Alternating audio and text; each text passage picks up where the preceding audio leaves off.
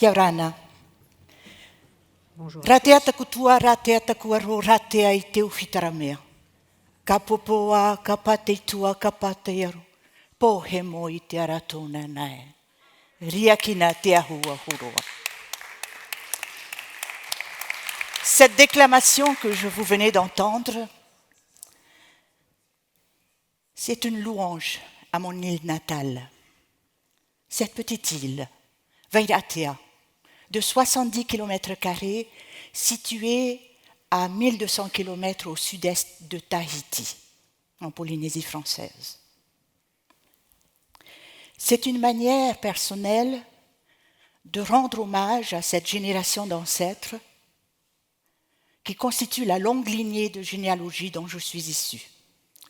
Une manière personnelle également de remercier, de reconnaître ces dépositaires de savoir qu'on appelle chez nous IT. IT veut dire voir, être témoin et savoir. Donc, je vous invite donc à embarquer à bord de ma pirogue traditionnelle pour naviguer, non pas au gré des vents et des courants, mais naviguer au gré des mots et des histoires, et jeter l'ancre dans cette île de Moorea, là où commence notre petite aventure avec les anciens.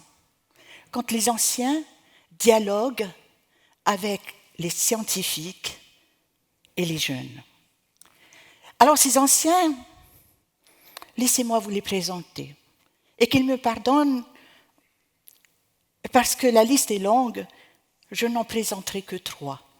Voici Papa Mapé. Papa Mapé, Yves Teihotata. Il ne paye pas de mine. Hein. C'est un pêcheur, un agriculteur.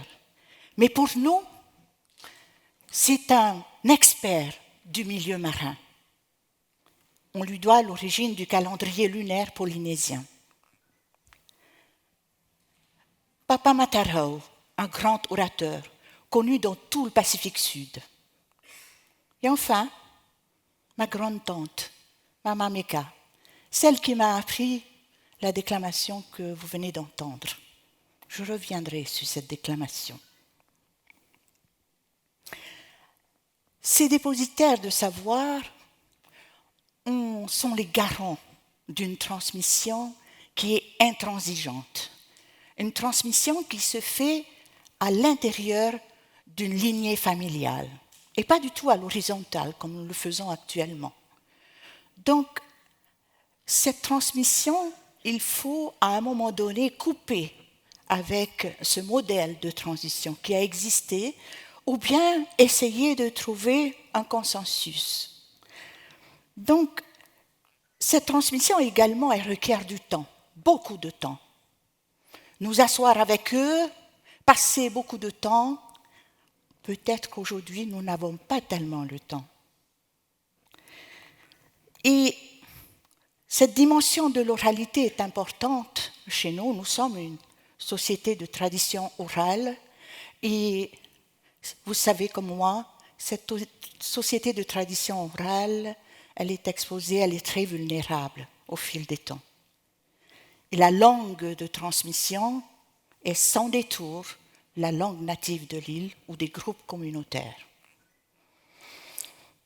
Donc, au travers de ces constats avec ces anciens, voici leur interpellation. Enfant polynésien, parle ta langue. Connais ton histoire. Sois fier de ton île et de ta culture. Mais surtout, reviens dans ta maison. Mais comment allons-nous faire avec eux? Comment allons-nous mettre ces enfants si le protocole de transmission de ces savoirs est aussi rigide, intransigeant, précis? Comment mettre ces deux générations ensemble? Eh bien, de là est née l'idée de créer Atitia. Atitia est le nom de la terre. Et sur cette terre, il y avait déjà le centre de recherche, la Gump Station, gérée par l'université de Berkeley. Quel potentiel!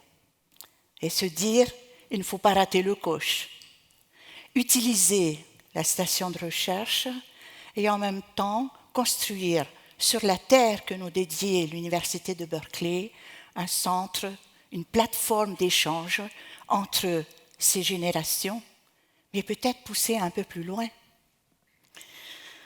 Donc, voilà comment est née Atitia. Donc, au sein de cette association, avec un partenariat très fort, je voudrais préciser également que Atitia n'est pas quelque chose qui a été donné tout fait.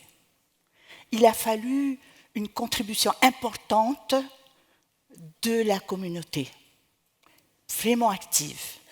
Donc, comme vous voyez là, ces images, ça a été un lieu de ressourcement, un lieu d'échange, un lieu de partage. Et toutes les activités qui ont été menées là ont été menées en collaboration avec ces anciens. Mais là où il ne fallait pas rater le coche, c'était surtout de les inviter à s'intéresser aux projets de recherche qui étaient menés au sein de la station. Comment allons-nous intéresser ces anciens qui étaient dans leur monde à ce monde scientifique? Eh bien, la question était surtout de poser aux scientifiques. Comment pouvez-vous apporter votre part de contribution à cette communauté? Comment vous sentez-vous? Comment on va essayer de créer ces rencontres? Donc, le défi était lancé. Et les premières rencontres ont été tellement fantastiques.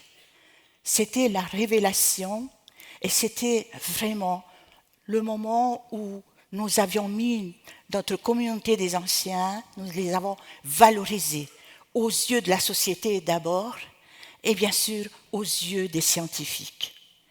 Parce que ces anciens, même s'ils ne payaient pas de mine, ils avaient beaucoup à partager. Et ces informations étaient très importantes. C'était des savoirs locaux liés à l'écologie, on va dire.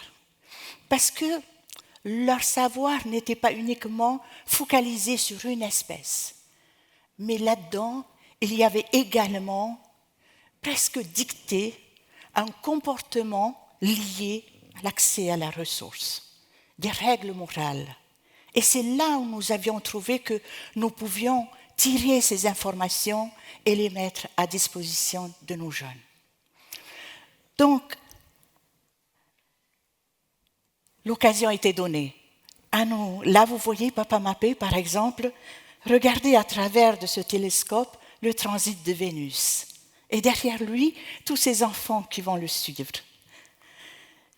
Quel espace fantastique d'échange et de dialogue. Donc, au sein de ce centre, nous avons bien sûr mis à disposition des enfants des activités de sensibilisation où la langue, l'usage de la langue est encouragé, fortement encouragé. Nous avons également créé des activités scientifiques en faisant appel aux chercheurs, aux professeurs, aux étudiants qui étaient là de passage.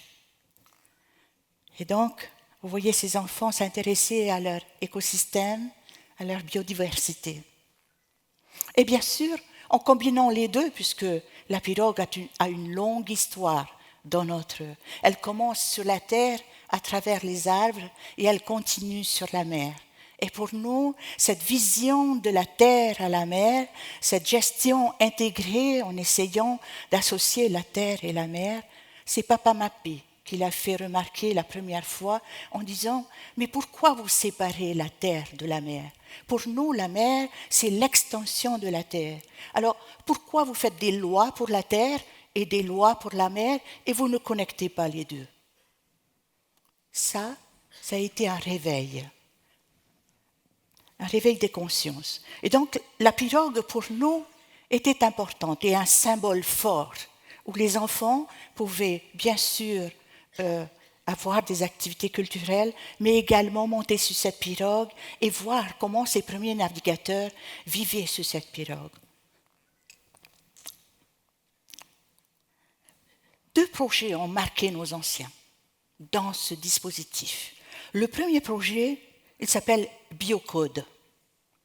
Il a été mené avec la collaboration de plus d'une centaine de scientifiques du monde entier, et bien sûr aussi également avec le CRIOB, qui existe, l'autre structure scientifique qui existe sur l'île.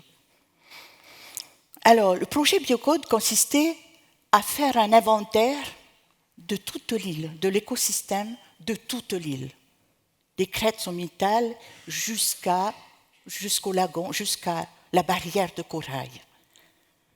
Et là, en fait, ce qui était intéressant, c'est que les enfants participaient dans ces Biocode Days. Ils adoptaient un élément de la biodiversité, un spécimen.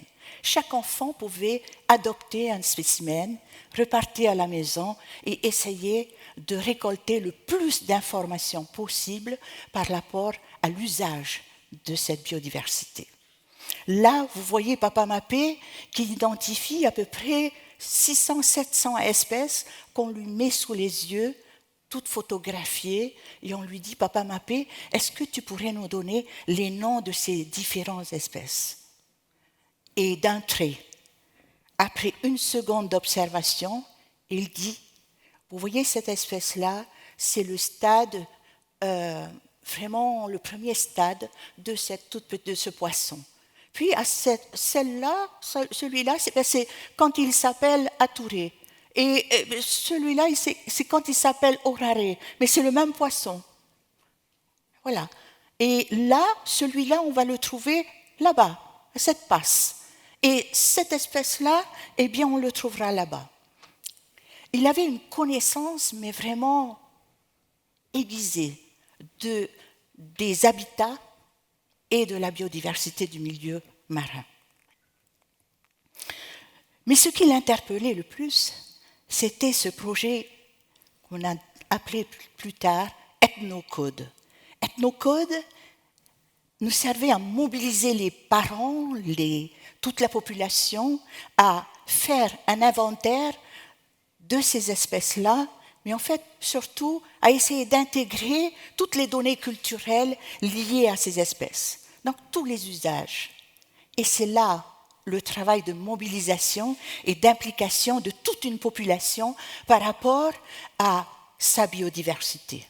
Comment intéresser toute la population à travers le travail des enfants? Donc, Ethnocode a été pour nous, et est toujours pour nous, un projet fédérateur. Le deuxième projet, est le projet que l'on appelle IDEA. IDEA, Island Digital Ecosystem Avatar. Quel sigle! Alors, ce projet pour nous il vient de démarrer. Et déjà, toute la population se regroupe autour de ce projet très intéressant parce qu'il essaiera de modéliser la relation d'un écosystème, la relation des hommes avec cet écosystème. Comment arriver à prédire le futur de cette île en faisant face au changement climatique, en faisant face aux relations, en essayant de voir comment, selon les décisions qui sont prises par la communauté. Donc pour nous, connecter les générations, c'est exposer les enfants à une nouvelle vision de ces connaissances. C'est en même temps donner à nos enfants, réconcilier leurs bases et se dire, avec eux, on peut apprendre d'autres choses. C'est apprendre à nos enfants également à ramer ensemble, à décider ensemble, à composer ensemble.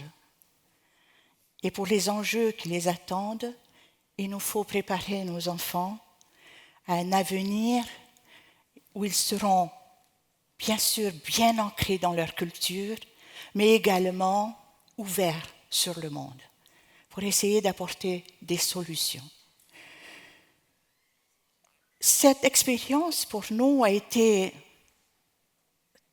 très productive au niveau de l'énergie, au niveau de la dynamique dans une île où, d'un côté, on avait des connaissances traditionnelles qui n'étaient pas tellement utilisées, et de l'autre côté, on avait une connaissance scientifique moderne, et comment on allait allier les deux, comment on va faire connecter les générations pour de nouvelles connaissances mises à profit, données aux enfants, données à nos jeunes, pour que demain, ils puissent évoluer dans cette nouvelle société et protéger leur île et protéger les enjeux essayer de relever les défis de l'humanité.